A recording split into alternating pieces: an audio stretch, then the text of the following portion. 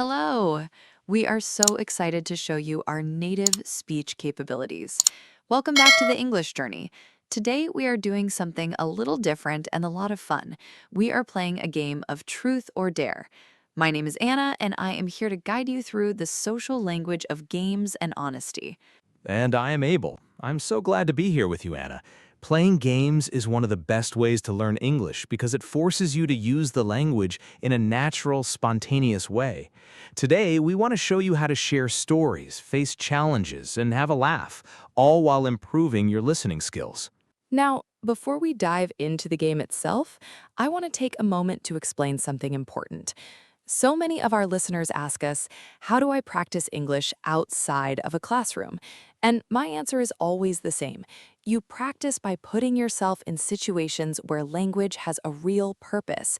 When you are playing a game, when you are laughing with friends, when you are being challenged, your brain is fully engaged. You're not thinking about grammar rules in the abstract, you're thinking about what you actually want to say. And that is where real fluency lives. That is such a good point, Anna. I remember when I first started seriously studying English, I would spend hours reading textbooks and doing exercises, and I could write a grammatically perfect sentence. But the moment someone spoke to me quickly or used a phrase I had never seen in a book, I would completely freeze. My mind would just go blank. It was only when I started using English in social situations, in games, in casual conversations, in moments that felt low stakes and fun, that I started to feel like the language was actually mine. And that feeling, that sense of ownership over a language, is exactly what we are going for today. So let us start with the basics. For our listeners who may not be familiar with the game, Truth or Dare is a classic social game that is played all over the English-speaking world. It's popular at parties, at sleepovers, around campfires, and honestly, anywhere a group of people want to get to know each other better and have a good time. The rules are beautifully simple, which is part of why the game has survived for so many generations. Right, and the simplicity is really what makes it so accessible. You don't need any equipment, you don't need a board or cards or dice. All you need is at least two people and a willingness to be a little bit vulnerable, which, as it turns out, is also exactly what you need to learn a language. Exactly. So here's how it works. One person is chosen to go first, and they look at another player and ask one single question, truth or dare. That person must then choose one of the two options. If they choose truth, they must answer a question honestly. The person asking gets to decide what the question is, and the only rule is that you must tell the truth. No hiding, no deflecting, no giving a vague non-answer. You commit to honesty. And if you choose dare, the other person gives you a challenge. It could be something silly, something adventurous, something creative, or even something linguistic, as we're going to see today. The key principle of dare is that you have to actually do it. You have to step outside your comfort zone and complete the task. That phrase, by the way, stepping outside your comfort zone, is one of the most useful expressions in the English language when it comes to talking about personal growth and courage. I love that you brought that up, Abel, because the phrase comfort zone is genuinely fascinating when you think about what it means. Your comfort zone is the invisible boundary around the behaviors and situations that feel safe and familiar to you. When you are inside it, you feel relaxed and in control. When you step outside it, you feel a little uncertain, a little exposed, maybe even a little anxious. But here's the thing that every psychologist and language teacher will tell you: growth only happens at the edge of that boundary. That is so true, and I think it applies so directly to language learning. When you're only using the words and grammar you already know well, you're comfortable, but you're not growing. The moment you try a new expression, attempt a complex sentence, or engage in a conversation you're not fully prepared for, that's when you push your boundaries, and that's when your English actually improves. So with that in mind, let's play the game. Abel, I'm going to start. Truth or dare? I'm going to say truth. I want to start with something honest because I think honesty is a great way to connect with our listeners. They should know that I've had plenty of embarrassing moments on this English learning journey, and I'm not shy about sharing them. Perfect. Then here's your truth question, and I want you to take your time with it. Tell us about one truly embarrassing moment from your early days of learning English. Don't leave anything out. Oh, this is a good one. All right, so this happened when I was probably around 17 or 18 years old. I had been studying English in school for a few years at that point, and I was at that stage that so many learners know well. I understood quite a lot when I read or listened carefully, but my speaking was still quite shaky and uncertain. I had learned a lot of vocabulary from textbooks, which, as I later discovered, does not always prepare you for the way people actually speak in the real world. That gap between textbook English and real English is genuinely one of the biggest challenges for intermediate learners. Please keep going. So I was in a shop. I think it was a small electronics shop, and there was a young man working there who was a native English speaker. I wanted to ask him where something was, and I had been practicing this type of question in class, so I walked up to him, feeling very confident, and I said, very formally, in a quite loud voice, "I am seeking the location of the batteries." And the poor man just stared at me, not because he was rude, but because nobody talks like that in a real shop. You would just say, "Where are the batteries?" Or even just, "Excuse me, batteries?" with a questioning tone. That's such a perfectly relatable story because it captures exactly how textbook learning can create this slightly stiff, over-formal style of speaking. You were grammatically correct, but the register was completely off. Completely. And then, to make it worse, he pointed me in the right direction and said something like, "Yeah, mate, just down that aisle there on the left." And I understood the words individually, but mate, aisle, that colloquial rhythm, all together in that casual tone, I just looked at him blankly for a moment, nodded, and walked completely the wrong direction. I went to the right instead of the left. I was so flustered by the interaction that I completely forgot to process the actual information he gave me. And did you find the batteries eventually?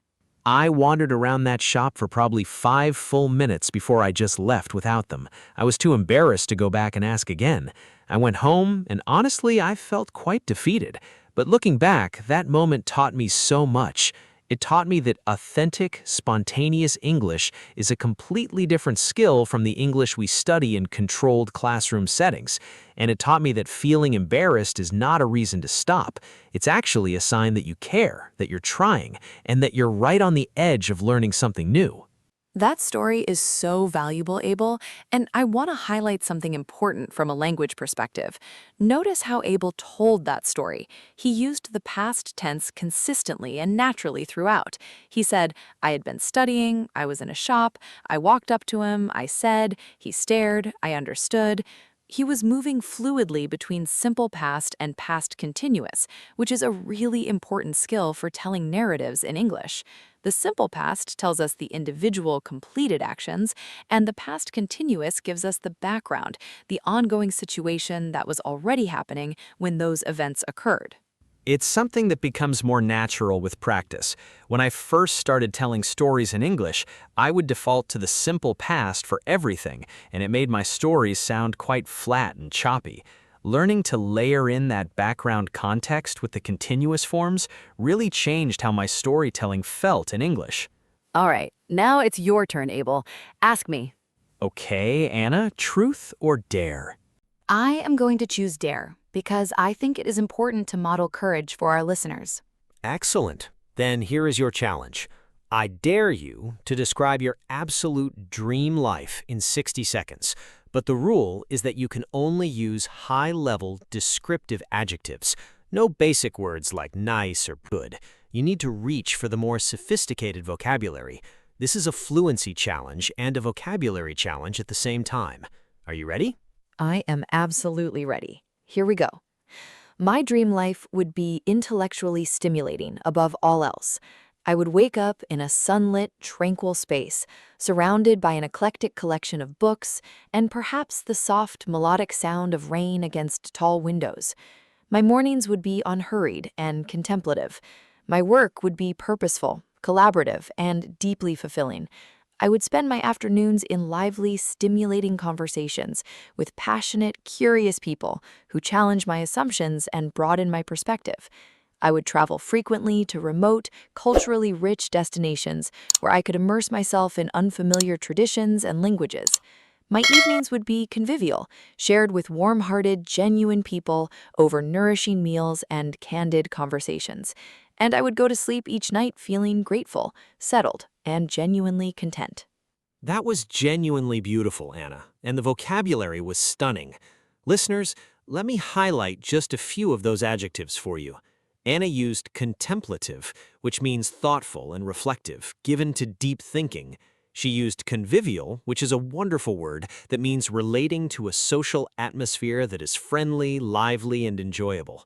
She used eclectic, which means made up of a diverse and interesting variety of things rather than coming from a single source.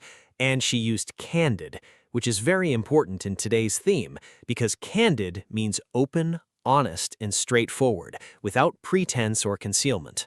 Thank you for pulling those out, Abel. This dare was designed specifically to push a speaker past their comfort zone with vocabulary. In everyday conversation, we often default to simple words because they are safe and familiar. But when you challenge yourself to reach for more precise, more evocative adjectives, your English becomes infinitely more expressive and more memorable. And that is a skill that transfers directly into professional writing, academic English, and any high-stakes conversational situation. And the wonderful thing about a dare like this is that it removes the pressure of needing to make grammatical sentences. It is purely about vocabulary activation, about reaching into your mental vocabulary bank and pulling out words you have perhaps read or heard but never used yourself. That bridge between passive knowledge and active use is one of the most important bridges to build in language learning. Now, let us take a moment to talk about something that connects very naturally to this game, and that is the psychology of honesty, specifically as it relates to speaking in a second language. There is a genuinely fascinating phenomenon that linguists and psychologists have both noted. People often find it easier to make confessions or speak about vulnerable topics in their second language than in their native tongue. Oh, I have absolutely experienced this. When I speak about something emotionally sensitive in my first language, it hits very close to home. The words are loaded with personal history and cultural weight. But when I talk about the same thing in English, there's a layer of distance, almost like I'm describing something that happened to a character in a story rather than directly to me. That psychological distance is actually measurable. Researchers have found that people make more rational, less emotionally reactive decisions and statements when they are operating in a second language.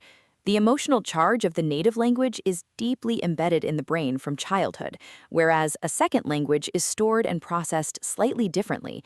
It's connected to our intellect in a very direct way, which can make it feel safer for honest, candid expression. And this has real implications for language learning, does it not?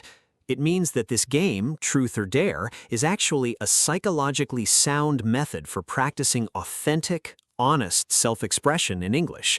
When you commit to telling the truth in a second language, you are engaging deeply with that language on an emotional level, which creates strong memory traces and genuine fluency. Beautifully put. And this brings us to the vocabulary of confessions and honest speech, which is rich and nuanced in English. When we want to signal that we are about to say something honest or personal, we use specific phrases. We say, "I'll be honest with you," or "I have to admit something," or "if I'm being completely candid," or we use the phrase, "I've never told anyone this, but..." These are the verbal signals that tell your listener, pay attention. What I'm about to say is real and unfiltered. And the language of responding to a confession is equally important. In English, when someone shares something vulnerable, you might say, "I really appreciate you sharing that," or "that takes courage to admit," or simply, "Thank you for being honest." These phrases create a safe space for open communication, and knowing them allows you to participate fully in genuine human conversations in English. All right, let's keep playing. Abel, it's your turn to ask me again. Anna, truth or dare? Truth, and I want to use this opportunity to demonstrate something linguistically, so I'm going to tell you something I have not spoken about very much, a fear that has been with me for quite some time, and a rather funny habit that I have developed because of it. Now I am very curious. So, the truth is this: I have always been somewhat afraid of silence in conversations.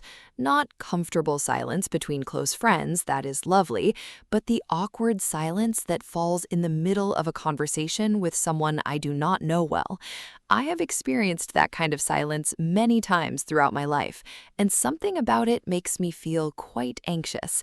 So, over the years, I have developed this habit of always preparing at least 3 conversation topics in my head before I attend any social event.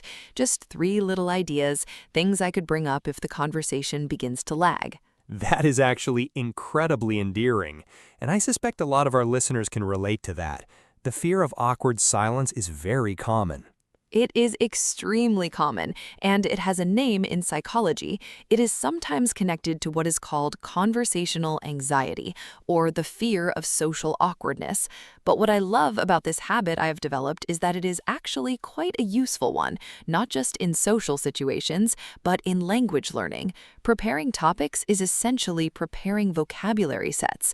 If you know you want to talk about something, you can rehearse the words in advance, which builds both confidence and fluency. And now I want to highlight the grammar that Anna used in telling that truth. She said, "I have always been somewhat afraid of silence. I have experienced that kind of silence many times throughout my life. I have developed this habit."